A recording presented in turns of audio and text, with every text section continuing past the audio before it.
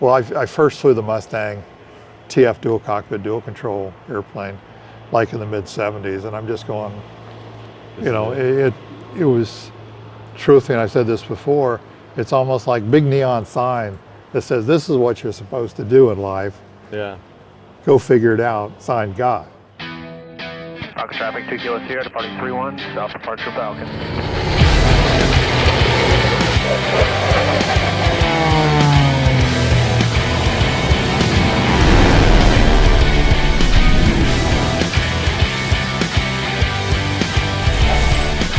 Lee, it's super exciting to have you on the podcast. This was like a pop-up opportunity. I'm very humbled to be sitting next to you, although it's a little bit closer than I like, I'll be honest.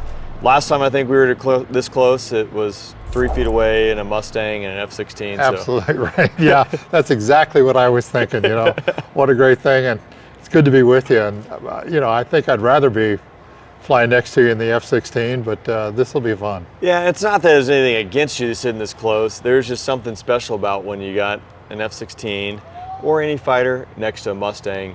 I think I've told you, and I've told this to other people, but like obviously I fell in love with the Mustang as a young kid, that Merlin motor. The surreal piece of it is when you're in an F-16 with double hearing protection on the wing and you can hear the motor inside the cockpit. Like, it's incredible. It truly is. You know, one of the most special things of flying Heritage with you and is the ability to ramp the airplanes downhill for the run-in, and you're thinking about you're gonna have to pull it back, and I'm telling you, can you push it up a little bit in the F-16 so that I don't have so much problem staying with you? Right. Which is slightly different than when you fly with an A1 Skyraider. I'll bet. Yeah, it's a slightly different piece. I think, in fact, it was pretty cool because we kind of back up to where we first met, and then we're gonna jump back into where it all began for you. But where we first met, Sun and Fun 2017. But you were at that point, you were done with the Heritage Flight program. You had stepped aside. You were continuing with your business, which again we'll get to. Go ahead and say it. I aged out. Well, I wasn't going to say it. I mean, for those that are listening, while he sounds really young, he might have tripped an age point. Which, I mean, that you were one of the ones that kind of helped set an age point for Heritage Flight, right? It's very interesting the way it works in life. So I was 55 years old and sort of tasked by the leadership of the Air Force from the civilian side to come up with an age requirement for the civilian pilots. And at that time we had several guys that were into the 70s and stuff. And being 55, airline preference or priority, 65 seemed to be a really great number that could be justified in the eyes of the leadership of the Air Force and the public throughout. So 65 was written down, and no kidding, it seems like I woke up like 3 months later and I was 65 years old. I'm going, who wrote that silly rule? and so I dug my own hole. But I will stand by and say I stand by that age. It was a good time. It was a good time to pass it on to other people, and I have no regrets for doing it. Do you think that age is, and I know it depends, right? Everyone ages differently, but and at some point you have to draw a line in the sand. When it comes to like flying warbirds or flying Heritage Flight specific, and again, for those listening, Heritage Flight, you got modern Air Force fighters flying alongside warbirds, P51s, P47s, P40s. Do you think there's something about doing that is inherently different than flying in just a warbird act in an air show, that you need to have that age limitation? Well, Rain, I think you hit it. Everybody's different, but if you look at you said drawing a line in the sand that makes sense. The Air Force has done so many things and made so many rules written in blood, which is the term you guys use, and so it's a common sense test. We're flying, aircraft fairly close to each other, F-16, F-22 Raptor, and so in the aviation world, we all tend to, the smart ones, err to the conservative side, and that was an error to the conservative side. And as I said before, it opens up the opportunity for some other kids or obviously mature aviators, but to have the opportunity. I was part of the Heritage Flight program for 18 years. Yeah. And, you know, I had more fun than anybody alive going up and flying with you guys and watching you and watching your demos and you know, so do I miss it? Yeah, but it was the right thing to do? Yes, it was.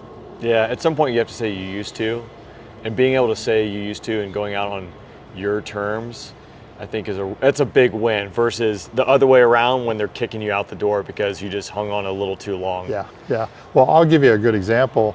Frank Borman was one of the original Heritage Flight pilots from the civilian side. And Frank one day came up and he said, you know what, I'm retiring next year and for the betterment of the program. And he was approaching, I think, the late 60s, early 70s. And he made that determination. So we thought that, okay, here the trend is set, you know, Yeah. but oh no, the fighter pilot mentality of never say give up, Right. sort of prevailed. So anyhow, it was the irony of making a rule and having it catch up to you is something I laugh and giggle about today. Well, so I'm going to jump to where we first met because this is applicable to this story, but that is something that you hit on.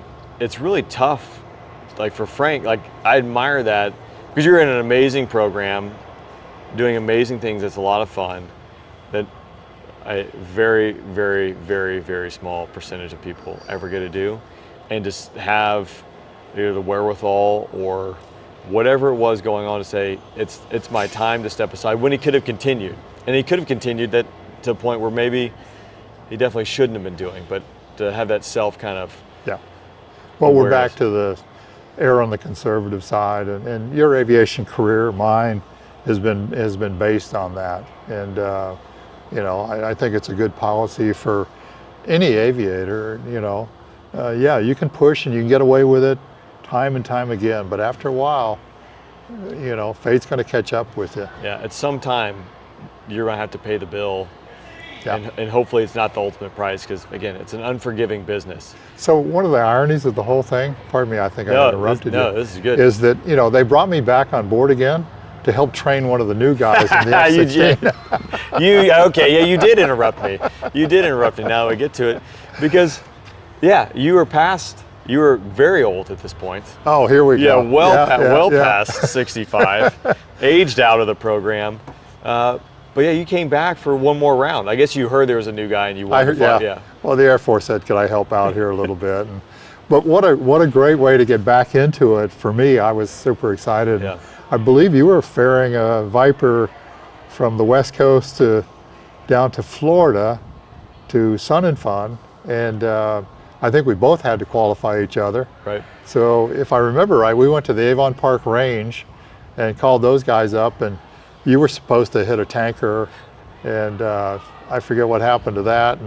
But not good. Here you come out of, I don't know, 45,000 feet or something like that, and it's like, wow.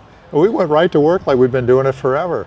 And that's what's really cool about it. It's like, again, I remember the first time I saw you was the glint from 45,000 feet because it was you and Andrew McKenna hanging out in Avon Park, descending through some of the busiest airspace like in the country to rejoin on your wing. And like you said, we went to work. And then you brought us up initial at Sun and Fun, which that was my second air show, and talk about a second air show because it's Oshkosh light as far as the traffic, but it's really busy. So I was glad to have you leading me in there alone and afraid.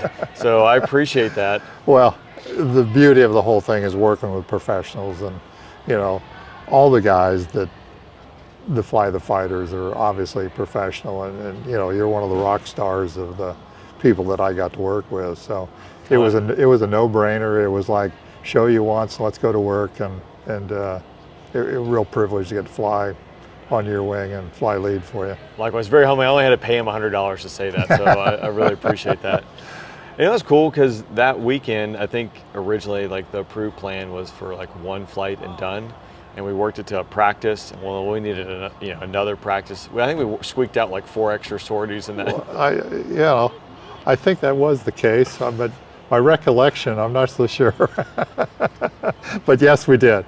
We worked all the angles, and Well, the main thing is to did be it safe, and professionally. so to be able to go out there and get the training we needed to go out there and execute Yeah, properly yeah. was essential, that we get as many reps as possible, because, you know, Well, that's exactly right, and again, to step in, and the whole program was so special that, and I think we recognized early on that the Heritage Flight program being brought in front of the public became a zero tolerance. First guy that, as we said, swap paint, program major jeopardy, more than likely go away, and the people that were involved, I think, respect that. And if you look at a program that has had so much impact to the public over the years, and I believe the Heritage Flight is going, I was 18 and 7, probably 25 years now. yeah. And with, as far as I know, no incidents, no accidents. That speaks volumes of the people involved in it. It does, because obviously, you know just as well as I do, if not better, like air shows are very dynamic. Lots of weird stuff happens at them. And then not to mention, you're throwing in airplanes that have 70 years of technology differences in between. Some like to go fast, some like to go slow. And you mix these variables in, you can paint yourself into a corner very quickly and make a catastrophic mistake that is unrecoverable. And like you said, you do that once, the program's done. Yeah, yeah. So it's over. we're flying for the program, not for ourselves. So let me ask you a question, Oh Ray. man! And now the microphone turns. So being a young fighter pilot and coming up through the ranks and now flying a Viper, did you ever think you'd get to fly a formation in an F-16 with a P51 and a Sky Raider and all these other really classic, aircraft? Absolutely not. I do joke with my wife. I was like, one, if I backed up 10 years ago and said, this is where I'll be, not in a million years would I have guessed. And even like 5 years ago, same question, would not have imagined. It's funny, I actually saw you fly at an air show when I was a kid. It was a Viper demo. Oh, that hurts. That hurts. I mean, based on your age, it makes sense, just the huge differences between us, that I was very young, and you were, I'm sorry, were you in diapers? Yeah. But how cool is seeing Viper demo and a Heritage Flight at a young age? That was the centerpiece of the show. That was the hook for me. But I never imagined in a million years that I would have the opportunity to go out there and do it. Yeah. Which is just, it's so cool and so humbling to have been a part of it for just a fraction of the time. Because you do see the impact with people reaching out, and I ran into a guy here who's starting pilot training next week, saying that seeing me fly and having met me at a previous show and talking, like, that's one kind. And maybe he's blowing smoke up, right, and like making me feel good about myself. But I do think there are people who get exposed to the Heritage Flight program, that get exposed to demo, that maybe it opens up an avenue that they didn't realize was there. And well, the influence, and obviously part of the demo program, part of the Heritage Flight is a recruiting tool. 100%. And very, very effective. And ironically enough, you can go up there, in my case, very upside down, right side up, pull high G's, and use sort of the same thing. But when you come back and you ask the crowd, and they go, that was so cool when you guys were flying, something so generic, they have Right. such great impact after you pull your heart out, Right.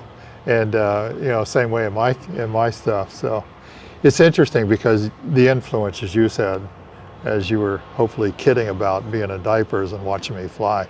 But ironically enough, the same thing happened to me with Bob Hoover. When I grew up, sort of a family of aviation, but one of the major influences on my life was watching Bob Hoover as a teenager fly a P51 Mustang. And I'm just going like, wow, how cool is that? I saw your performance at Sun and Fun my first year. I did not see it yesterday. I do apologize. But I know in Sun and Fun you did a dedication, a maneuver dedicated to Bob Hoover. Did you do that yesterday, and can you walk me through that? Yeah, I do that very selectively in right conditions. Yeah. Unfortunately, the show lines here aren't prevalent too, but it was the Bob Hoover touchdown, roll the airplane touchdown. And but it's a sort of a site-specific thing. So the answer is no, but How do you? I always think of it. How do you fly that, and what is that maneuver like? Because watching it, I realize there's a few things going on there, and some cockpit management, a few variables you're weighing and adjusting. One of the hardest things to do with the Mustang is to slow it down. People may or may not know it doesn't have speed brakes like the Viper, and it just, once you get it rocking and rolling, it just doesn't want to decelerate. You can pull the power back and it just keeps right on going. So the first challenge is slow the airplane down to where you can get into a flap configuration and get the gear down. The gear on the Mustang is actually 150 knots, which is actually pretty slow, and it's because of the big clamshell doors that open up before the wheels come down or back up, and so that's a limiting speed, which is hard to come by, and so you got to get to that first, and now you got to get the airplane slowed down further right into the profile and the right attitude to touch that wheel down, and now it's scrambling to get the power back up, get the nose up, get the roll all the way back around, and now touch down on the other wheel, and it's a busy time, and it's got, you know. It looks busy. How much runway do you want to have to do that? I like 7,000 feet as an absolute minimum, and you know, ironically enough, DM is where I started doing that because of the big long runway and sort of packaging it out. But I feel like a 13,000 footer is like a happy. Yeah, exactly happy right. spot Yeah, for I'm that. going. I don't need to run out of runway on this whole thing. But anyhow, just a tribute to those guys, and you know, Bob Hoover was a major influence on my life and flying, and ironically enough, I got to know him from some of the Arnold Palmer days that I did, and we visited a lot on flying airplanes, and flew with him at Reno. Wow. Flew with him in the Strike Commander, flew with him in the Sabre Jet. Yeah. So we had this whole thing going, and what an honor to, you know, as a young teenager, absolutely, to now get to fly with him is what you sort of the same thing. Yeah. And the influence it's had on my life and flying the Mustang has been, you know, monumental. And other guys that are the icons. Robin Olds, flown with Robin Olds, requalified him to fly the P51. That's awesome. And Bud Anderson, and flown with a Tuskegee Airman, flew with a guy named Irving Reddy, who his last combat mission in a P51, he got shot down. And he came one day and he said, "I'm a fighter pilot. My last mission in Mustang is not going to be when I get shot down. Yep. Let's go fly it." And put these guys into the front seat of the airplane.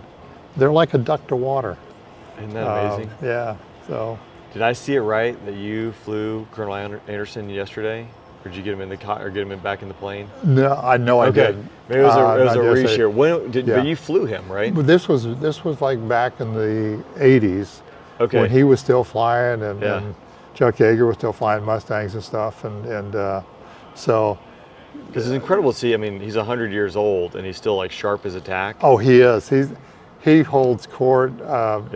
It's amazing, you know. Well, that's the first time I heard him talk was in the motorhome that you had down there. That's exactly right. And, I mean, my jaw was just on the floor the entire time, just listening to him talk. And it's just an incredible honor to be around him, let alone like hear him tell some of his stories. Doesn't get any better than that. 2 blondes and a beverage, and he was going on for the better part of 2 hours. Right. But those are the special times with those guys that did it for real. I mean, you're a real fighter pilot and you know, combat and all that. But these guys flew those airplanes into combat many times, and you know, I've been blessed to get to fly the Mustang and very peaceful. You know, nobody shot at me yet. And that you know of, you know, that you're I down know there in of. Florida. So, all really cool. Another one is Bruce Carr, triple ace in the P51, and requalified him. And I'll tell you a short Bruce Carr story. So, requalified him, and he actually soloed in a D model. Okay. After recurrent with me on the TF, the dual cockpit, dual control P51, and so. His paint job, very distinctive, called Angel's Playmate. And so the owner of the airplane came to me and said, "What do you think?" And I said, "Hey, he's good to go. And so he went out, we did it as a two-ship. I sort of flew chase for him. Yeah. And he soloed after, I don't know how many years, probably 50, 55 years, the Mustang again. And he's like a 21-year-old kid. And he's probably at that point 72, Yeah. 73. And so he comes back and just, as I said, like 21-year-old, bounces off the wing. Awesome. So next thing I know is he comes to me and he says, hey, I convinced the owner to let me take the airplane to Oshkosh. And I'm going like, okay. And so I figured the best way to do this is the two-ship. Yeah. And Bruce Carr was actually on one of the first Thunderbird teams, the basis of the Thunderbirds. Okay. One of the first guys. And so put him on the wing, he never moves. Yeah, just rock solid. He's just right there. And so we go to Oshkosh, I've got the lead, and all goes good. And we do a little bit of stuff up here, but now it's time to take the airplane back to Florida, to the base. And I'm going to Latrobe, Pennsylvania to go back to work with Arnold Palmer. And Bruce Carr is supposed to take the airplane back to South Carolina. And so we brief, we check the weather, everything's good. And I go, and he goes, he's going south, I'm going east. And so my leg's only about a little less than 2 hours. And Yeah. I get there, and the first thing I want to do is make sure he's okay. And so I get there, nothing. And then I get a phone call. And he's going, hey, Lee, Colonel Carr. He said, the weather didn't look so good in South Carolina, so I decided to go to Tennessee. And I look at the weather in South Carolina, and it's like, you know, beautiful. Sky's clear, not a cloud. Okay, yeah, good decision, Bruce, okay. And he said, I'll get it there tomorrow. And same thing the next day. He went somewhere else the next day because the weather wasn't that good in South Carolina. It took him like 3 days. He took the airplane, just like the family car. Right. And the 16-year-old going to see every girlfriend he had. Yeah. Well, that's sort of Bruce Carr. He went from buddy to buddy, holding court. He finally got the airplane back to South Carolina. And God bless him for it.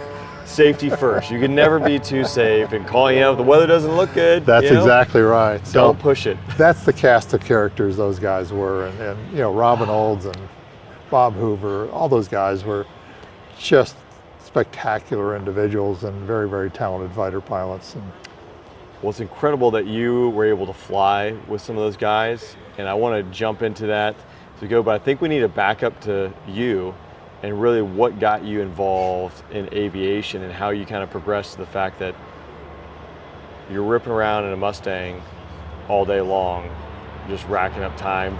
And you're the epitome of Mustang training and Mustang flight. So where did it all begin? well, as I said earlier, I grew up in an aviation family. My dad was a naval pilot. Okay. And did some test work after the war. And so he really promoted that. And there are 5 boys in our family. And so I started flying gliders actually at 14. And I saw a Disney movie about flying with the Condors, and that sort of planted that whole thing. And so gliders at 14, and then soloed on my 16th birthday. And all I wanted to do was be a fighter pilot. I mean, that was my goal, right? Yeah. And because you're reading about guys like Hoover and all the guys that we just talked about. Right. You know, they're iconic guys, and what a great role model. But in my growing up, I realized also that I didn't have 20/20 uncorrected vision. And I figured, you know what, being an optimist, I'll figure this out. And so I got my commercial and my instrument rating and my CFI and all the way through, and ended up going to LSU on a scholarship and majored in aeronautical engineering, and I was in ROTC. And so finally it came, you know, they're always recruiting and stuff. Right. And like, okay, how about taking these tests and we'll sort of see where you fit into the Air Force. Well, having a lot of experience in aviation, I scored really well on the on the written test for this whole thing. But when I got to the flight physical, there was like, I could not read the 2020 line. And that's when they had the draft lottery, and I didn't, short of nuclear war, they were never going to call me in. Yeah. And so I tried to negotiate that. I'm going like, okay, I'll sign up for 10 years. Just tell me I can fly anything. I don't care what it is. They're going, you're not going to fly. You're just not going to happen. It's not a deal. And I tried the Navy. Yeah. I tried the Marines. I tried Air Coast Guard. Yeah. And it was the same story across the board. And in a sense, my dreams were shattered, but it wasn't like an instant decision. I sort of knew that. And so fast forward, okay, if I can't fly the military, I can fly civilian aviation. And shortly after college, I ended up going to work for Arnold Palmer. Okay. And so I was like 23 years old and flying a Lear 24 and with a great guy, an F-105 pilot, right. A guy named Charlie Johnson. And I went from part-time co-pilot to full-time co-pilot. Charlie retired, went to work for Gates Learjet in production flight test, and I became chief pilot and went up through a series. But my dream was never, never give up, that. And so. So there's a piece there because you obviously were told no, no, no, no, no. And I know it didn't end up in military aviation per se, and you ultimately ended up a heritage flight out there flying around with military jets, which is pretty cool. But there is a theme there, I think, that there are other avenues and there's other things. And like maybe that wasn't your path, but had you gone down that path, you wouldn't be doing what you're doing today. Yeah, that's so true, Rain. Ironically enough, and I tried to convince Arnold Palmer to buy a P51. He's going, why would we do that? I go, well, how about crew morale? And how about proficiency? Well, it didn't. It really didn't work. And so ironically, in 1987, well, I first flew the Mustang TF dual cockpit, dual control airplane, like in the mid 70s. And I'm just going, it was, truthfully, and I said this before, it's almost like big neon sign that says, this is what you're supposed to do in life. Yeah. Go figure it out, signed God. And you just go, yeah, okay, wow. Yeah. But ironically enough, in 1987, the Naval Test Pilot School put out a contract for an aircraft that was virtually a P51 to teach the test pilot students about a lot of the torque effects and things that are academically studied, but nothing in the inventory that they could see it. And with a partner at that time, Doug Schultz, who was a Navy guy, we bought the most expensive P51 Mustang in the world for, I think it was like $450,000. Gosh. Told the bank that we had a military contract, told the military we had an airplane, and everything crossed in the middle of the night. And so in a sense, I learned to fly the airplane from a test pilot, the Mustang from a test pilot standpoint. Did you have any tail, so you're flying for Arnold Palmer, which, how did you land that job as a 23-year-old?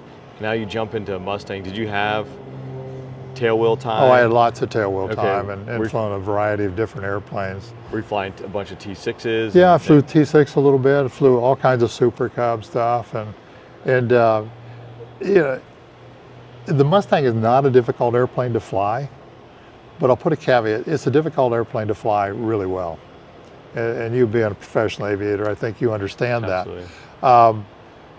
So the transition into it really is not monumental.